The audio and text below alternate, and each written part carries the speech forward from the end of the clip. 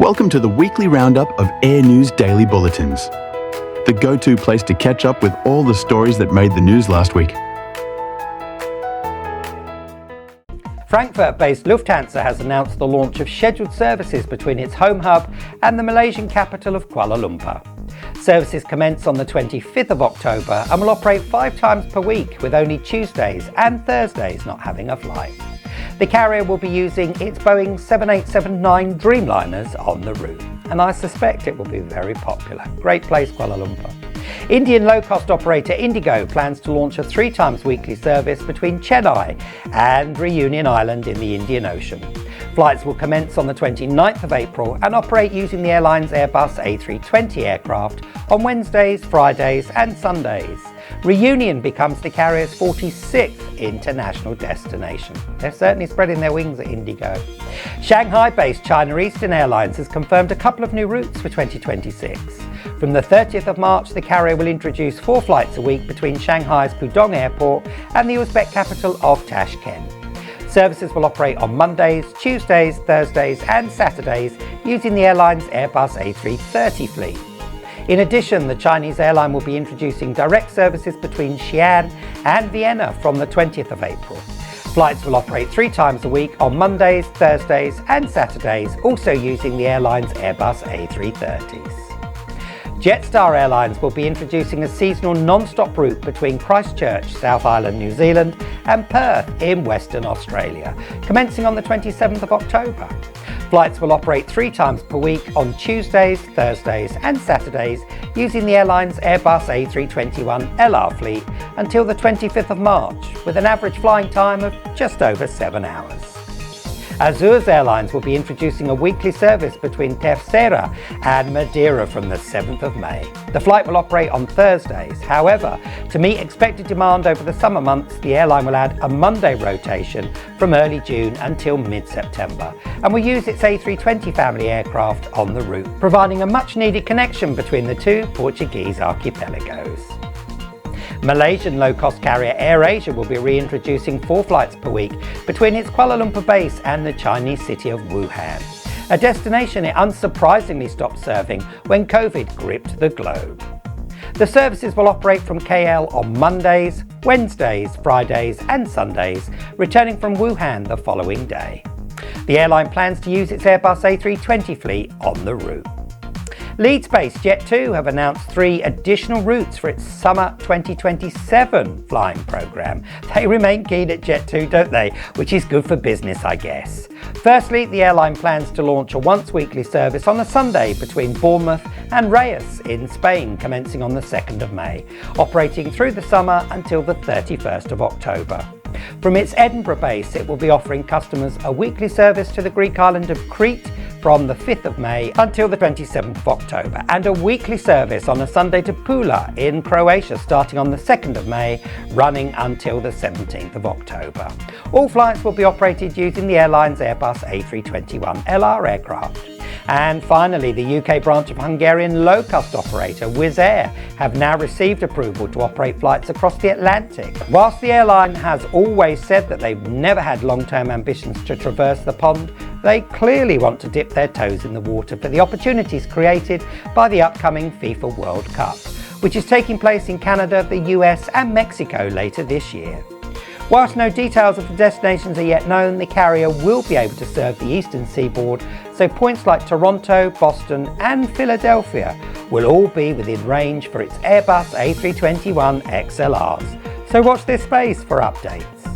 That's all for today, folks. We'll be back again tomorrow with our usual news roundup, and in the meantime, remember to stay safe. See you then.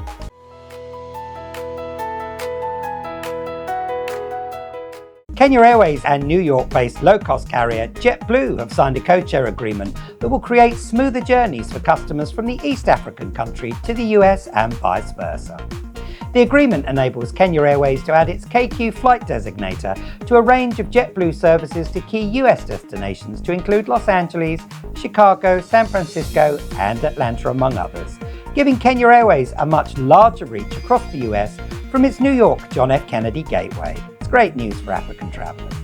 We recently reported that Uganda Airlines had been forced to suspend long-haul routes as the result of spares availability for its Airbus A330-800s. The airline has now resumed long-haul operations to both London Gatwick and Mumbai, although Dubai remains suspended because of the ongoing conflict in the region.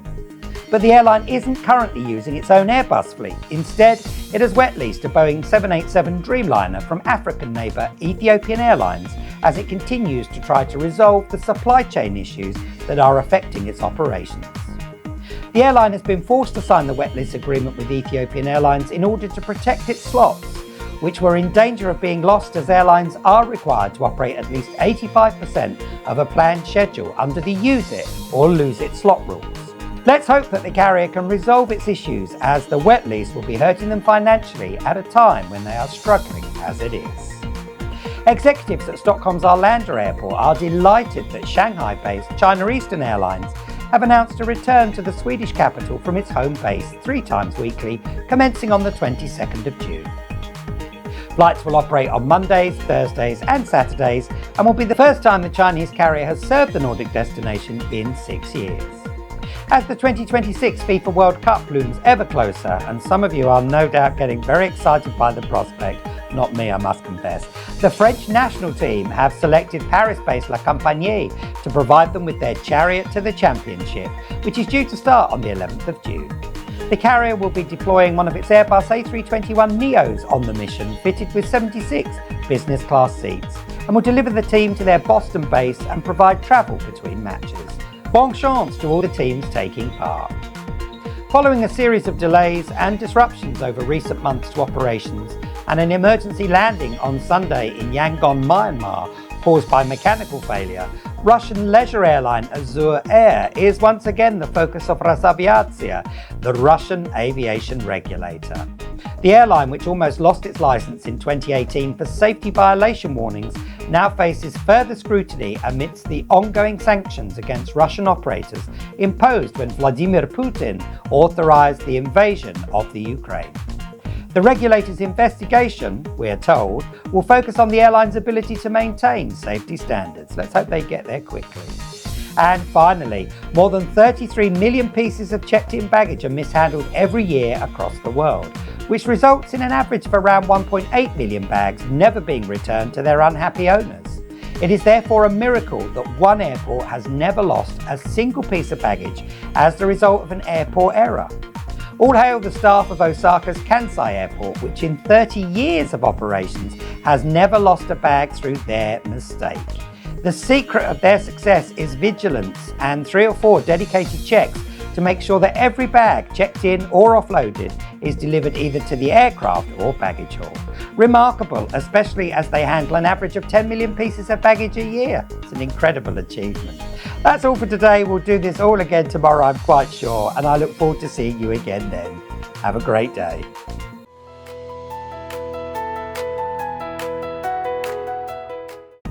Scandinavian Airlines has teamed up with search engine giant Google to improve the tracking of missing bags. They must have heard us talking about Osaka yesterday, I reckon.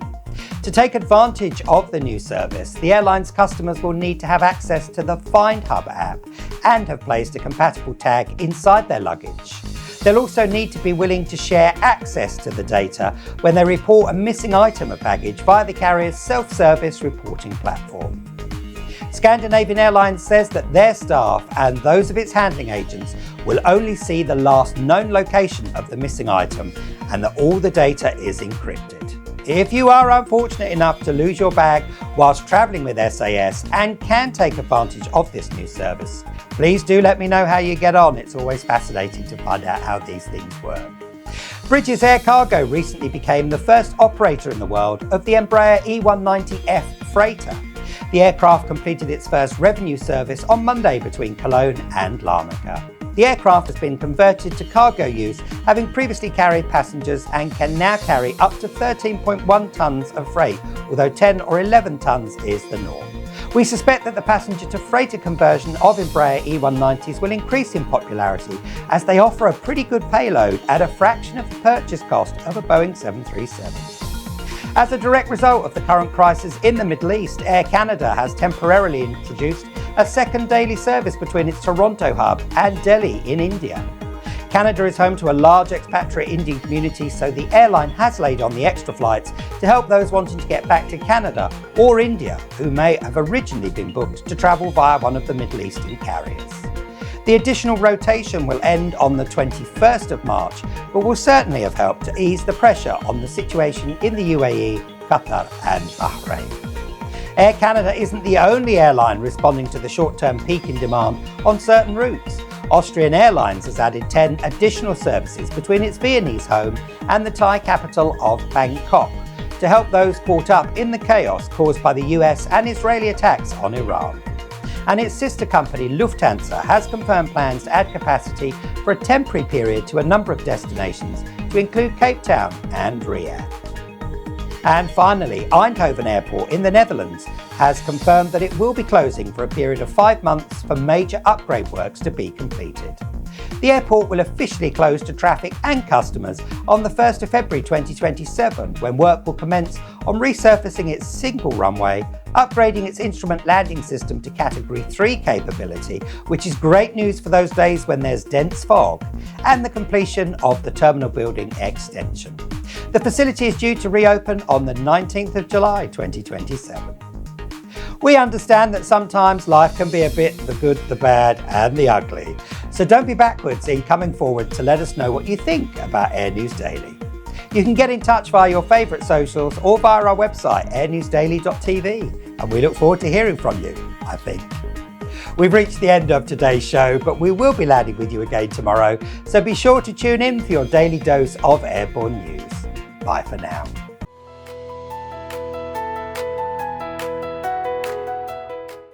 Despite another round of industrial action by the Vereinigung Cockpit Union in Germany, Lufthansa has been able to operate a substantial timetable today with similar expectations for tomorrow. The carrier has advised that it plans to operate around 50% of its normal schedules from its hubs in Frankfurt and Munich on both days of strike action by some members of its cockpit crew. The airline's long-haul schedule is expected to reach 60% of its normal operation, and dedicated cargo services should see 80% of its schedule being achieved. The company has drafted in the support of other Lufthansa Group airlines, as well as utilising larger aircraft on certain routes to minimise disruption to customers. Notwithstanding this Herculean effort to keep things moving, some customers will inevitably face delays and cancellations. And as ever, our advice is to double check with your airline, which in this case is Lufthansa, before setting off to the airport, and to remain calm with the staff who are trying their level best to get you on your way as quickly as possible. Philippine low-cost carrier Royal Air Philippines cancelled all flights on Tuesday, leaving around 3,500 customers stranded without flights. Earlier in the year, the airline's CEO, Eduardo Navillas, had warned that weakening demand, especially from mainland China, was putting the carrier under pressure, and at the time they temporarily suspended flying in an attempt to stem the hemorrhaging of much-needed cash. Despite a return to the skies recently, the Cambodian-owned airline has now accepted that it cannot continue and has entered administration. It's never nice to see an airline fail. I hate it. UK flag carrier British Airways has confirmed that owing to continued uncertainty in the Middle East and airspace instability, they are temporarily reducing their schedule to the region. Flights to Oman, Bahrain, Doha, Dubai and Tel Aviv are cancelled until the end of March, and services to Abu Dhabi have been cancelled until later this year. In my humble opinion, this is absolutely the right thing for the carrier to do, and whilst not necessarily what customers want to hear, it is the safe option, and safety must always come first. The indefinite cancellation of Abu Dhabi suggests that maybe this is a route that has been underperforming, but only time will tell. KLM Royal Dutch Airlines has also confirmed the suspension of its Middle East services until at least the end of the winter timetable on the 28th of March, and they continue to review the situation. Recent innovations with air traffic control and airfield operations at London Gatwick Airport will mean that the London Gateway will be able to further enhance its already world-leading runway efficiency performance. The airport expects to be able to increase maximum runway occupancy from 55 movements an hour in 2025 to 57 an hour this year, which might not seem very much, but it's actually incredible when you consider there are only 60 minutes in an hour and the airport plans to have an aircraft either taking off or landing 57 times in that hour during peak traffic periods on a single runway. And finally, passengers in the US are facing further chaos at airports across the country as the Easter break approaches. Whilst Donald Trump is busy doing what he thinks is making America great again, his Department for Homeland Security can no longer pay their Transportation Security Administration staff because of a congressional stalemate over immigration enforcement reforms. TSA workers were last paid on the 14th of February, but I think the love has lost. And the administration has confirmed that they will not be able to pay any of their staff their next paycheck on the 14th of March.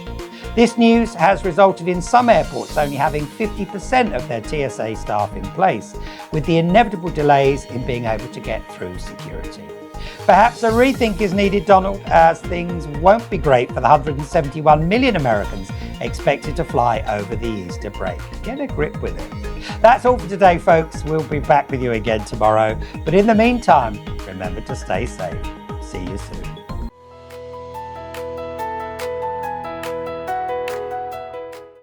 The effects of the US and Israeli attacks on Iran are being felt by everyone around the world, especially when it comes to the cost of fuel, which seems to me to be almost uncontrollable at this moment in time. Cathay Pacific announced yesterday that it was doubling its fuel surcharging from the 18th of March as the direct result of the increases in fuel costs that it has seen itself since the war against Iran started at the end of February. Customers of the Asian carrier can expect to pay 290 Hong Kong dollars for a short-haul flight, which is roughly £28 sterling, up from £13.50. For medium-haul flights, the charge increases to around £52 sterling, and for long-haul services, customers will now have to pay around £111 in fuel surcharges, more than double. Whilst airlines buy some fuel in advance on a rolling basis known as hedging, they all feel the effects of price increases for the remainder of their fuel supplies, which is why we are now seeing this action being taken so quickly by Cathay Pacific, and they won't be alone. In addition to the fuel surcharging, the airline also confirmed that it would be operating additional services to London Heathrow from its Hong Kong base on selected dates in March to meet demand caused by the ongoing crisis being faced by its Middle Eastern competitors. Another airline reportedly trying to combat the effects of runaway fuel costs is Kiwi flag carrier Air New Zealand. Reuters has reported that the airline will be axing around 1,100 flights from now until early May as a consequence of the conflict in the Middle East. Proof, if ever we needed it, that the impact of the war is far-reaching. It is estimated that the cancellations will represent approximately 5% of Air New Zealand's scheduled operation, affecting around 44,000 customers of the airline. Angolan Airlines has announced the introduction of 3 flights weekly between its Luanda base and the Ivory Coast city of Abidjan. Flights will commence on the 6th of April, operating on Mondays, Wednesdays and Fridays on board the airline's Airbus A220s, and will offer customers from the Ivory Coast convenient connections to other destinations on the Angolan Airlines network, to include Sao Paulo in Brazil. All-cargo operator MSC Air Cargo, a division of the Mediterranean Shipping Company, took delivery of its 7th Boeing 777-200 freighter in Seattle yesterday. The airline has said that its newest fleet addition will help it to expand its gateway coverage in Italy to include Rome Leonardo da Vinci as well as Milan Malpensa, connecting both gateways with Hong Kong and Shanghai Pudong. And finally, Cabo Verde Airlines will be reintroducing services between Sal in the Cape Verde Islands and the United States from the 31st of March. The airline will be connecting the Atlantic island nation with Providence in Rhode Island using its Boeing 737 MAX aircraft, for which it recently received the crucial Extended Range Twin Operational Performance Standards, better known to you and I as ETOPS, approval. The precise schedule is yet to be announced. They may have to get on with that a little bit, but it will be the first time the airline has served the US market since 2021, and Providence has been selected as its home to a large expatriate community of Cabo Verde nationals. That's all for this week from me and the Air News Daily team. Thanks for being with us, and a warm welcome to those of you who've joined us this week for the first time. It's great to have you with us. We'll be back on Monday for our 50th episode, blimey, 50 already, which in the time-honoured tradition on a Monday will bring you an update on new routes being launched across the world. Have a great weekend. We'll see you next week. We look forward to seeing you again next week. In the meantime, don't forget to subscribe to Air News Daily to stay up to date with all the latest news from the commercial aviation world.